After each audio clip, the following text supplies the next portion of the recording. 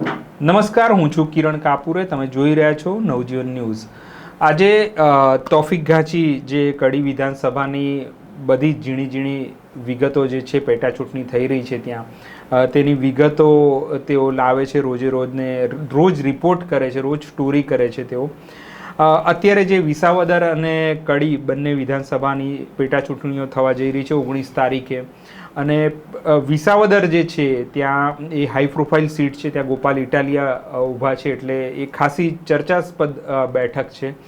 પણ કડીમાં પણ હવે ધીરે ધીરે જેમ જેમ ચૂંટણી નજીક આવી રહી છે, દિવસો વીતી રહ્યા છે, એવી રીતે ત્યાં પણ એક માહોલ જામી રહ્યો છે. અને આજે CR પાટીલ ત્યાં આવ્યા હતા, ગૃહ રાજ્યમંત્રી જે છે હર્ષ સંઘવી પણ ત્યાં હાજર હતા. પણ એવું લાગી રહ્યું છે કે ભાઈ ઔપચારિકતા માટે જાણે એ આવ્યા હોય એવું તોફિકનું ઓબ્ઝર્વેશન છે. તો તોફિક, આજે CR પાટીલ કડી વિધાનસભા જે બેઠકની ચૂંટણી થવા જઈ રહી છે ત્યાં આવ્યા, શું એમણે વાત કરી, કયા મુદ્દાઓને એમણે એડ્રેસ કર્યા કડીના, અને શું માહોલ હતો, જરા કહેશો તમે? CR પાટીલની આજે સભા હતી. CR પાટીલ સવાર હતા વિસાવદર બેઠક માટે, અને કડીમાં જે હાલ ભારતીય જનતા પાર્ટીના ઉમેદવાર છે રાજેન્દ્ર ચાવડા, તેમના પ્રચાર અર્થે કડી APMCનું માર્કેટ છે ત્યાં એક સભા રાખેલી હતી. જે પ્રકારે CR પાટીલ આવ્યા તેમના સાથે હર્ષ સંઘવી પણ હતા, અને CR પાટીલે લગભગ 20-21 મિનિટ આસપાસ વાત કરી.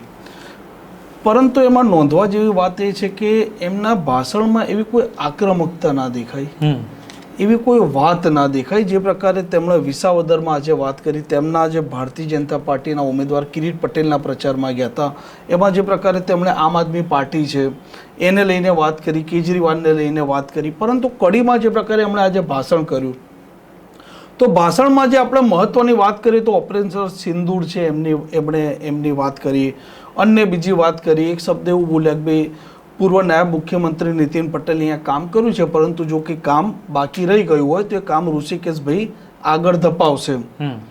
અને કે ભાઈ જે કાર્યકરોને એવું કહેતા હતા કે ભાઈ તમારે 19મી તારીખ સુધી બેસી નથી રહેવાનું, સતત તમારે કામમાં રહેવાનું છે, અને કોઈ પણ ભોગે આ જે બેઠક છે આ બેઠકને મોટી લીડ સાથે જીતવાની છે.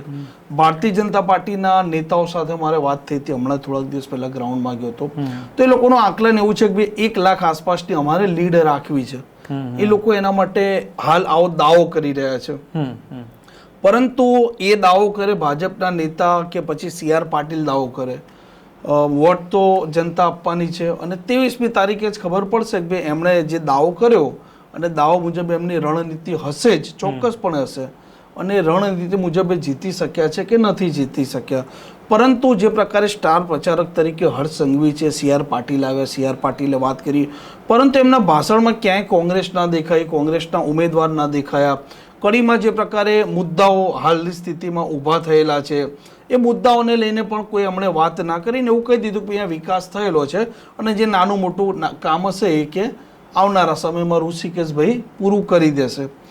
એક ઘણા સમયથી હું સતત એક વાત જે હું જોઈ રહ્યો છું એ કહું છું કે ક્યાંક ને ક્યાંક આ ઉમેદવાર જ્યારે જાહેર થયા ત્યારે આ ઉમેદવારને લઈને સ્વાભાવિક છે કે ભાઈ સ્થાનિક લોકોની માંગણી હોય, કોઈ પણ જગ્યાએ કોઈ પણ પાર્ટી પાસે હંમેશા સંગઠનની માંગણી હોય કે ભાઈ સ્થાનિક ઉમેદવાર અમને આપો.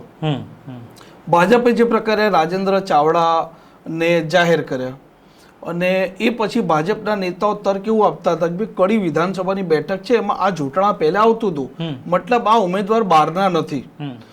બીજી વાત જે મને જાણવા મળી છે કે ભાઈ જ્યારે સેન્સ પ્રક્રિયા ચાલતી હતી, અને સેન્સ પ્રક્રિયા માટે કડીના જે સ્થાનિક હોય કે ભાઈ અહીંના લોકોએ દાવેદારી નોંધાવી હતી સ્થાનિક, અને એ સિવાય બહારના પૂર્વ સાંસદ, પૂર્વ મંત્રીઓએ પણ દાવેદારી નોંધાવી હતી. પરંતુ બે નેતાઓએ 2 યાદી અલગ કરી. અચ્છા. એ બંને યાદી અલગ કરી કે ભાઈ સ્થાનિકોની જે માંગણી છે એ કે ભાઈ આટલા નામ છે સ્થાનિકો જે લોકો ટિકિટ માંગે છે, અને બહારના તાલુકા સિવાય બહારના જે લોકોની માંગણી હતી, તો એ લોકોની એક યાદી અલગ કરી, અને આ સ્થાનિક યાદીને લઈ અને આ નામ પસંદ કરવામાં આવ્યું છે, આવું જાણવા મળ્યું છે મને. બીજું જે પ્રકારે હાલનું પોલિટિક્સ દેખાઈ રહ્યું છે, ભારતીય જનતા પાર્ટીનું આજે CR પાટીલે જે પ્રકારે આવીને વાત કરી તો સભામાં એટલો ઉત્સાહ ના દેખાયો. CR પાટીલના ભાષણમાં એટલી ઉર્જા વિસાવદરની કમ્પેરિઝનમાં ના દેખાઈ. કેમ કે આ સીટ પર ભાજપ પણ જીતે છે અને કોંગ્રેસ પણ ભૂતકાળમાં જીતી ચૂકી છે. અને જ્યારે નીતિન પટેલ પોતે પ્રધાન હતા એ વખતે 2002માં એ હારી પણ ચૂકેલા છે. અચ્છા, બરાબર. પણ CR પાટીલ આજે આવ્યા, આમ તો એ આક્રમક રીતે બોલતા હોય છે ઘણી બધી જગ્યાએ, વિસાવદરમાં પણ એ રીતે બોલ્યા, પણ આ કડીમાં એમનો કોન્ફિડન્સ છે કે અમે જીતી જઈશું, કારણ કે તો જ એમણે આ આખો મુદ્દો એ રીતે એગ્રેસિવ ન ગયા હોય. એ શું હોઈ શકે એમનું એગ્રેસિવ નહીં, કાં તો થોડું લાઇટ વેમાં આખી કડી વિધાનસભાની વાતને લેવી, કે શું લાગ્યું? જો આમાં છે ને, આમાં તમારે થોડો ભૂતકાળ જોવો પડશે અને થોડું ભવિષ્ય 2027ની ચૂંટણી જોવી પડશે. કડીમાં જે પ્રકારની હાલ સ્થિતિ દેખાય છે, કડીમાં થોડાક સમયથી જે પ્રકારે સ્થાનિકોના કામ નહોતા થયા, ભારતીય જનતા પાર્ટીના કાર્યકરો કે કોર્પોરેટરો પોતે પણ ત્રાસી ગયા હતા કે ભાઈ કોઈ કામ નથી થઈ રહ્યા, રોડ રસ્તા તૂટેલા છે, મુદ્દાઓનું સમાધાન નથી આવી રહ્યું. અને ઉમેદવારની પણ જ્યારે વાત આવી, ઉમેદવાર જાહેર થયા પછી ક્યાંક ને ક્યાંક નારાજગી આવી. તો આમાં બે શક્યતા તમે જોઈ શકો છો કે હાલ છે ને સ્ટેટ પોલિટિક્સ જે ભાજપનું છે અને સ્થાનિક પોલિટિક્સ એ બંને ક્યાંક ને ક્યાંક સામસામે દેખાઈ રહ્યા છે. કે ભાઈ સ્ટેટ પોલિટિક્સ છે તો સ્ટેટ પોલિટિક્સની ચોક્કસ રણનીતિ આમાં મને દેખાઈ રહી છે. કેમ કે સ્થાનિકોની માંગ મુજબ, સ્થાનિક મતલબ જે એમની ડિમાન્ડ હતી એમાંથી કોઈને આવ્યું ને એવું નામ આવ્યું કે જે પોતે એમણે ધારણા નહોતી બાંધેલી. બીજું એક લાંબા સમયથી કરશનભાઈ જ્યારે સ્વર્ગસ્થ નતા થયા, હયાત હતા, એ વખતે કરશનભાઈ સોલંકીનું જૂથ અને નીતિનભાઈ પટેલનું જૂથ સતત સામે હતું જ. અને એને લઈને અનેક વાર એ લોકોના મીડિયામાં પણ નિવેદન આવ્યા, આની ખાસી કોન્ટ્રોવર્સી પણ થઈ. અને ઉમેદવાર જાહેર થયા પછી અલગ અલગ માધ્યમોમાં એ બાબત પણ સામે આવી કે ભાઈ જે પ્રકારે બંને જૂથની વાત હતી તો એમાંથી કોઈને ટિકિટ ના મળી, એમના જૂથને ટિકિટ ના મળી ને નવો માણસ લાવી. એટલે પાર્ટી મને એવું દેખાઈ રહ્યું છે કે જે સ્ટેટ પોલિટિક્સ છે, CR પાટીલનું નિવેદન પણ આપણે જોઈ રહ્યા છે, એ 2027માં પોતાની રીતે એક સ્વતંત્ર ઉમેદવાર છે ને પોતે ઈચ્છા ધરાવી રહ્યા છે કે અમે જેને મૂકીશું એ જીતશે. અને એમાં થોડું આપણે ઊંડાણમાં જઈએ તો 2002માં નીતિન પટેલ પ્રધાન હતા, તેમ છતાં હારી ચૂકેલા છે બળદેવજી ઠાકોરના સામે. સરકાર હતી, સત્તામાં હતા, પાવરમાં હતા ને હાર્યા છે. અને જે પ્રકારે હાલનું આ પોલિટિક્સ દેખાઈ રહ્યું છે, તો આમાં બીજી એક વાત હું એ જોડું કે ઋષિકેશ પટેલે એવું કીધું કે ભાઈ 27,000 વોટના સાથે કરશનભાઈ સોલંકી 2022માં જીત્યા. આ આંકડાકીય ગણિત થોડું એટલે કહું છું કે એના સાપેક્ષમાં કોંગ્રેસના જે તે સમયના 22ના ઉમેદવાર હતા પ્રવીણ પરમાર, એમને લગભગ 75,000 આસપાસના કંઈક વોટ મળ્યા હતા. અચ્છા, ઓકે. અને કડીની જે સીટ રહી છે એમાં 3-4 કે 7-8,000 આસપાસ જ હાર જીત રહેલી છે, બહુ મોટા માર્જિન નથી રહ્યા. એટલે એક આ ગણિત છે 28,000 વાળું, જે ભાજપના નેતાઓ દાવો કરે છે કે અમે લાખ સુધી પહોંચીશું. જો 28,000 થી નીચે લીડ થાય છે, આ આંકડા કે થોડી એટલે સમજ આપવી છે કે ભલે એમનો દાવો છે પણ જો લીડ ઘટી છે અને હાલ જે સ્થાનિક નેતાઓ હોય કે ભાઈ નીતિન પટેલ પણ સ્વાભાવિક છે કે એ પોતે કડીના છે એટલે એમની પણ એક જવાબદારી ગણવામાં આવે, અન્ય લોકો પણ હાલ જવાબદારીપૂર્વક કડીના સ્થાનિક નેતાઓ કામ કરે છે. જો એ લીડ ઘટે છે, જીત મળે છે એમનો દાવો છે પણ લીડ ઘટે છે 28થી, માની લો કે લીડ 8 થી 12,000 વચ્ચે આવી ગઈ સંભવત, તો એવી સ્થિતિમાં જે સ્થાનિક નેતાઓએ જે દાવો કર્યો છે કે અમે જીતાડીશું નહીં પરંતુ હવે લાખ ઓન કેમેરા બોલે છે, તો સ્થાનિક નેતાઓની દશા સ્ટેટ પોલિટિક્સના સામે શું થશે? કે ભાઈ તમે તો જૂની લીડ પણ જાળવી ના શક્યા, કેમ કે ભાજપ નાનામાં નાની બાબતો કન્સિડર કરે છે અને દરેક વસ્તુ નોંધે છે. આવી સ્થિતિમાં આ 2027માં આ પરિસ્થિતિ ઊભી થઈ શકે જો લીડ ઘટે તો. બીજું એક આ અત્યારે જે દેખાઈ રહ્યું છે એમાં કોંગ્રેસ થોડી વધારે એક્ટિવ છે. એમણે પ્રચારકો પણ એની યાદી બહાર પાડી છે જેમાં ઘણા બધા કડીમાં ગયા છે, નિવેદનો એમણે આપ્યા છે.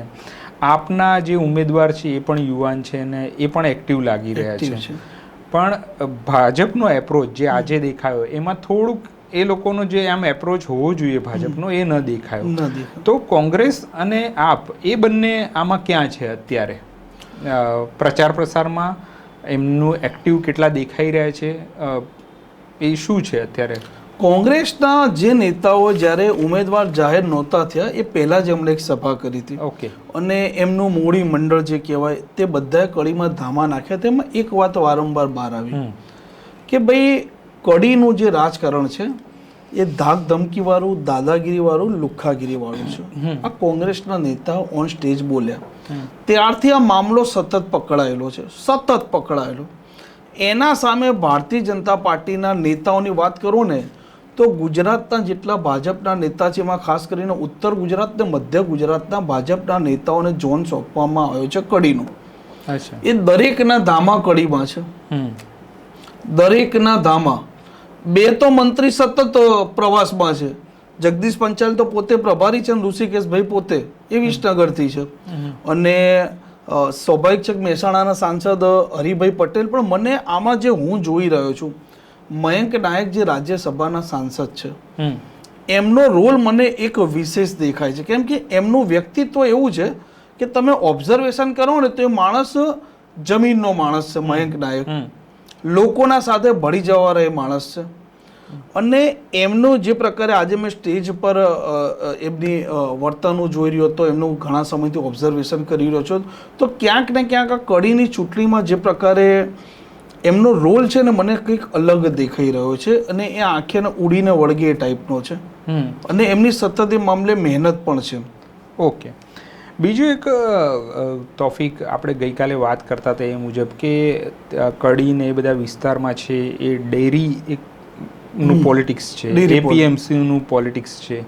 તો એ કોઈ આઉટસાઇડરે કેવી રીતે સમજવું? એ શું હોય છે એમાં? એ ડેરી કે એપીએમસી તમે કહો છો એ કેટલો ભાગ ભજવે છે આવી ચૂંટણીઓમાં? ઉત્તર ગુજરાતનું જે રાજકારણ રહ્યું છે ને એમાં મંડળીઓનું રાજકારણ છે ને બહુ મહત્વનું છે. જે આપણે દૂધ મંડળી નથી કહેતા, કેમ કે તમે મહેસાણા ડેરી છે, આપણે સાગર ડેરી, બનાસકાંઠામાં બનાસ છે, સાબરકાંઠામાં સાબર ડેરી છે. એટલે ત્યાંનું રાજકારણ છે ને એ આ ડેરી મંડળીઓ આધારિત છે. અને 2 દિવસ પહેલાં પણ જે ડેરી ના આ સહકારિતા વિભાગના મંત્રી જગદીશ પંચાલ પોતે જ છે. તો આ બધા જે દૂધ મંડળીઓના જે એમના પ્રમુખ હોય કે જે હોદ્દેદારો, 108 આસપાસ કંઈક દૂધ મંડળીઓ છે. અને આ વિધાનસભામાં 118 આસપાસના સમથિંગ ગામડા છે, તે લોકોની બેઠક પણ કરી હતી. એટલે ગામમાં ડેરીનો જે પ્રમુખ હોય, ડેરી મંડળી સાથે સંકળાયેલો એ વ્યક્તિ સીધો જે દૂધ ભરાવનારના સીધા સંપર્કમાં આવતો હોય છે. બીજું એપીએમસી હોય છે, તો એપીએમસીની પણ પેનલ હોય છે કે વેપારી પેનલ હોય, ખેડૂત પેનલ હોય, ખરીદ વેચાણ સંઘની પેનલ હોય, અને એ લોકોની પણ અલગ અલગ જગ્યાએ મંડળીઓ બનાવેલી હોય છે એપીએમસીની. હા, એટલે બહુ નીચેના લેવલ પર તમે પહોંચી. અને આ બધી આમાં મેઇન વસ્તુ એ છે કે આ બધી બાબતો પર ભારતીય જનતા પાર્ટીની પકડ છે ને એમના જ માણસો છે. એટલે એ લોકોને લોકો સુધી પહોંચવામાં બહુ સરળતા નથી જેટલું કોંગ્રેસના સાપેક્ષમાં. કોંગ્રેસનું હાલ સંગઠન છે, એકંદરે તમે એવું કહી શકો કે કોંગ્રેસનું સંગઠન પેપર પર છે, પણ ભારતીય જનતા પાર્ટીના સામે એ લોકોએ ચોક્કસ એક ટક્કર રહે. તોફિક, બીજું એક મારે તમને પૂછવું છે કે તમે બધા નેતાઓ સાથે વાતચીત કરતા હશો, આપના છે, ભાજપના, પણ મને વિશેષ રસ એ છે કે કોંગ્રેસના નેતાઓ શું વિચારી રહ્યા છે? શું તમને કશું કે એમણે 1-to-1માં કશું કહ્યું હોય એવું શું છે એમના દિમાગમાં? શું છે કડી ની બેઠકને લઈને? આજે કોંગ્રેસના જે નેતાઓ છે, બરાબર છે, તો આ ચૂંટણીમાં ખાસ કરીને ઉમેદવાર છે કોંગ્રેસના રમેશ ચાવડા, અને જે 4 પ્રભારીને નિમેલા છે કે જ્ઞાનીબેન ઠાકોર છે, કિરીટ પટેલ છે, ગ્યાસુદ્દીન શેખ છે ને પેલા ભાઈ રઘુભાઈ દેસાઈ છે. પરંતુ કોંગ્રેસમાં જોવા જઈએ ને તો સૌથી વધારે સક્રિયતા બળદેવજી ઠાકોરની દેખાઈ રહી છે. ખૂબ સક્રિય છે, ખૂબ પ્રચારમાં ફરી રહ્યા છે. રમેશ ચાવડા જે ઉમેદવાર છે એમને લઈને ફરી રહ્યા છે. ભૂતકાળમાં ધારાસભ્ય પણ રહ્યા હોય અને એમનું પોતાનું પણ ક્યાંક ને ક્યાંક કોઈ રાજકારણ હોય. કંઈ પણ હોય, કોઈ પણ વ્યક્તિનું, કે પછી ભવિષ્યમાં એમની ઈચ્છા એવી પણ હોય કે ભાઈ ભવિષ્યમાં આવનારા સમયમાં પાર્ટી એમને એપ્રોચ કરે કે એમની ઈચ્છા હોય તે કડીમાં લડી શકે. એટલે કોંગ્રેસમાં અત્યારે જે મેઇન ધુરા તમે જુઓ ને તો બળદેવજી ઠાકોરના હાથમાં છે. આજે અમને ઠાકોર સમાજના જે એમના લોકો છે એમને ભેગા કર્યા હતા અને અહીંથી એ લોકોના નેતા આવેલા હતા, બીજા જગદીશ ઠાકોર છે, ભરતસિંહ સોલંકી છે અને બીજા પ્રભારી કોંગ્રેસના. તો આવનારા સમયમાં કોંગ્રેસના નેતાઓ સાથે મારે જે વાત થઈ હતી એમાં એ લોકોનું કહેવું હતું કે 10 તારીખ પછી સંભવત એ લોકો આક્રમક મોડમાં આવશે, સભાઓ સમાજની કરવાના છે અને લોકો સુધી એ લોકો પહોંચશે અને લોકોના મુદ્દા છે એને લઈને વાત કરશે અને જાતિગત સમીકરણ છે એ પણ એ સેટ કરવાનો પ્રયાસ કરશે. અચ્છા, ઓકે. એક તમે આ જે છેલ્લે 2 શબ્દો બોલ્યા, જાતિગત સમીકરણ, એ આપણી કમનસીબી છે કે આપણી ચૂંટણીનો મુખ્ય આધાર જ જાતિગત સમીકરણ બની જાય છે. એટલે કડીમાં પણ આપણે ન છૂટકે બી એ તો વાત કરવી જ રહી કે કડીમાં પણ આવું જાતિગત સમીકરણ હશે, મુસ્લિમ સમાજનું હશે, ઠાકોર સમાજ પાટીદાર હશે. તો આ બધાને અત્યારે કોના તરફ લાગે છે, કયા સમાજ જોડે કોણ ડીલ કરી રહ્યું છે, એવી કંઈક ઇનસાઇડ વાતો હોય તો બરાબર. જે મારા પાસે વિગતો સામે આવી છે એ મુજબ કે ભાઈ આવનારા સમયમાં આજે પણ બળદેવજી ઠાકોર બોલ્યા હતા કે આ તો અમારા થોડા ઠાકોર સમાજના કાર્યકરોને અમને ભેગા કર્યા હતા. પરંતુ જે પ્રકારે મને જાણવા મળે છે, થોડાક સમય પહેલાં પ્રદેશના નેતાઓ સાથે વાત થઈ હતી ને જે સ્થિતિ દેખાઈ છે, તો આવનારા સમયમાં કોંગ્રેસ 2 થી 3 સમાજનું કોઈ મહાસંમેલન કે કોઈ મોટો કાર્યક્રમ યોજી શકે. આપણે વાત કરીએ કે આ ઠાકોર સમાજના લોકોને બોલાતો તો સંભવત એવું પણ બને કે ભાઈ ઠાકોર સમાજનો એક મોટો કાર્યક્રમ આ બળદેવજી ઠાકોર યોજી શકે તાલુકા લેવલે. આવી સ્થિતિ એવું પણ થાય કે રબારી સમાજનો પણ યોજાય. કેમ કે પેલા રઘુ દેસાઈ છે, તો રઘુ દેસાઈ જે પ્રકારે અત્યારે એમને પ્રભારી બનાવેલા છે, તો સંભવ એ પણ એમના સમાજવાળાને ભેગા કરે.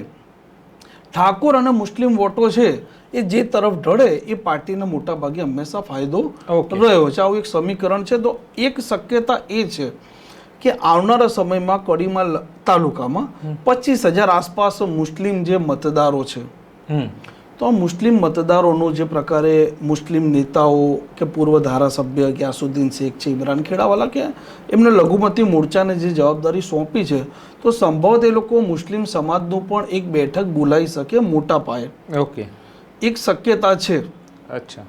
અને શહેરની વાત કરો તો શહેરમાં જે નગરપાલિકાની ચૂંટણી હતી કે ભાઈ 2020 આસપાસ જે નગરપાલિકાની ચૂંટણી થઈ હતી, તો એ સમયે મુસ્લિમ જે વોર્ડ છે એમાંથી 7 કોર્પોરેટર એ લોકો એ ટાઈમે ભાજપમાં જ જોડાયા હતા, ભાજપના નિશાન પર એ લોકો ચૂંટાયા છે. પરંતુ એમાંથી અત્યારે 1-2 વ્યક્તિને બાદ કરતા ભાજપમાં ગયેલા કોર્પોરેટરોની પણ હાલ ભાજપમાં કોઈ સક્રિયતા નથી દેખાતી. ઓકે. અને બીજું તોફિક એક કે આ એ પણ જાતિગત સમીકરણની જેમ જ ચૂંટણી આવે છે ત્યારે જ કોઈ વિસ્તાર છે ત્યાં નથી કામ થતા એની પણ ચર્ચા થાય છે. કડીમાં આટલું નજીક હોવા છતાં અમદાવાદ ગાંધીનગરથી બહુ નજીક છે. પૂર્વ મુખ્યમંત્રી પૂર્વ જે ડેપ્યુટી સીએમ રહ્યા, નાયબ મુખ્યમંત્રી નીતિનભાઈ એ વિસ્તારની રહ્યા. તો આ બધું હોવા છતાં ત્યાં કામ નથી થયા એવી સૂર તમારા વાતોમાં આવે છે. રસ્તા બી નથી થયા, બેઝિક વસ્તુ. બીજું એક ગામે એવું કર્યું છે કે ભાઈ વોટિંગનો બહિષ્કાર કર્યો છે. હવે આ તો આપણે એવું સમજીએ છીએ કે બહુ અંતરિયાળ ગામો હોય ત્યાં વોટિંગનો બહિષ્કાર થાય, તો કડીમાં જ થઈ રહ્યો છે. તો એ જરા સ્ટોરી કહીને આપણે આપણી ચર્ચા પર પૂર્ણ વિરામ મૂકીએ. એમાં એવું હતું કે ઈદનો દિવસ હતો અને સ્વાભાવિક છે કે એક પત્રકાર માટે તો 24 કલાક ને 365 દિવસ કામ હોય. જો એને ખંતથી કરવું તો ઈદના દિવસે બપોર પછી જ અમે ફિલ્ડમાં ફરતા હતા. રાત્રે અમને એવો મેસેજ મળ્યો કે ભાઈ કડી તાલુકાનું જયદેવપુરા ગામ છે, કડીથી બહુ દૂર નથી, વિધિન 4 થી 5 કિલોમીટર દૂર છે, બહુ લાંબુ અંતર નથી. તો એ દિવસે અમને માહિતી મળી અને પછી અમે સીધા ગયા જયદેવપુરા. તો એ ગામજનો સાથે વાત કરી, તેમણે એવું કીધું કે અમારું જે ગામ છે એમાં 700 લોકો રહે છે, 450 આસપાસના મતદારો છે અને એ લોકોને 2 સમસ્યા હતી. એક ગટરનું પાણી નાની કડીથી આવે છે, એ 15 વર્ષથી સમસ્યા છે, આજની નથી. અચ્છા. અનેક વાર એ લોકોએ રજૂઆત કરી નગરપાલિકાને, તાલુકા પંચાયતને, જિલ્લા કક્ષાએ, ઇવન ગાંધીનગર સુધી ગયા, એનું કોઈ નિરાકરણ નહીં. બીજો પ્રશ્ન છે જમીન રીસર્વેનો. તો કે ભાઈ જ્યારે અમે મુદ્દો ઉપાડીએ, જ્યારે અહીંના ધારાસભ્ય હતા કરશનભાઈ સોલંકી કે સાંસદ કે જે ગાંધીનગર સુધી ગયા, એનો અધિકારી આવે અમને કે ભાઈ તમારા પ્રશ્નનું નિરાકરણ આવશે, પણ આવે કશું નહીં. એટલે કે અમારા પ્રશ્નનું હવે જો નિરાકરણ આવશે તો અમે વોટ આપવા તૈયાર છે, અન્યથા અમારે વોટ આપવાનો થતો નથી. અચ્છા, તો તોફિકે જે વાત કીધી એ તમે સમજ્યા હશો કે 700 જેટલા રહેવાસીઓ છે અને 450 જેટલા મતદારો છે, જેમને એવું શરતી એમણે એ વાત મૂકી છે ચૂંટણી ટાણે, કારણ કે એમને ખબર છે કે ચૂંટણી ટાણે જો કામ નહીં થાય તો પછી ક્યારેય નહીં થાય. એટલા માટે એ શરતી એમણે વાત મૂકી છે કે જો અમારો આ પ્રશ્ન સોલ્વ થાય, સમાધાન આવે એનું, તો અમે વોટિંગ કરીશું. તો આ પૂરી ચર્ચામાં તમે જોયું હશે કે ભાઈ કડી વિધાનસભામાં પણ કેટલું બધું થઈ રહ્યું છે. CR પાટીલ આવ્યા, ગૃહ રાજ્યમંત્રી આવ્યા, આ ગ્રામીણ જે છે અહીંયા એક ગામે બહિષ્કાર કર્યો છે ચૂંટણીનો. એ ઉપરાંત પણ ત્યાં સમાજનું અલગ અલગ જાતિઓનું સમીકરણ છે. બીજું કે ત્યાં જે APMC ને જે દૂધ મંડળીઓ છે એનું પણ એક રાજકારણ છે. આ બધું જ જો તમે એ કડી વિધાનસભાને એ રીતે જોશો તો તમને એવું લાગશે કે ભાઈ વિસાવદરમાં જે કંઈ થઈ રહ્યું છે એટલી જ ટક્કર અહીંયા અંદર થઈ રહી છે. અને મને એવું લાગે છે કે હજુ પણ 1 અઠવાડિયા જેટલી વાર છે. જેમ જેમ દિવસો આગળ વધશે એમ તોફિક સાથે મને એવું લાગે છે કે રોજ કડી વિધાનસભા બેઠકની ચર્ચા કરવી પડશે. તો આ પ્રકારની ચર્ચા અમે કરતા રહીશું. નવજીવન ન્યૂઝ વતી અમને રજા આપો. નમસ્કાર. વૈષ્ણવજન તો તેને કહીએ જે પીડ પરા